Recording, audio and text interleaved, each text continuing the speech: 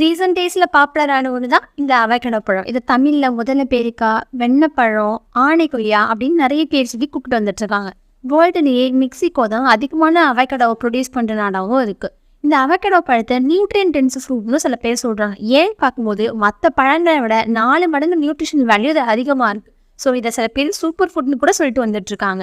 இந்த அவகேடோ பழத்தில் அப்படி என்ன இருக்குன்னு பார்க்கும்போது குட் சோர்ஸ் ஆஃப் ஃபேட் இருக்கு. அது மோனோ அன்சாச்சுரேட்டட் அண்ட் பாலி அன்சாச்சுரேட்டடாக ஆனதுங்கிறதுனால நம்மளோட ஹார்ட் ஹெல்த்தை ப்ரொமோட் பண்ணி நம்ம பாடியில் கொலஸ்ட்ரால் அளவுவே கம்மி பண்ணி கொடுக்குது. இதில் குட் சோர்ஸ் ஆஃப் ஃபைபருமே இருக்கிறதுனால நம்மளோட பவுல் மூவ்மெண்ட்டை ஸ்டிமுலேட் பண்ணி நமக்கு கான்ஸ்டிபேஷன் பிரச்சனை எதுவும் வராமலும் பாதுகாக்குது.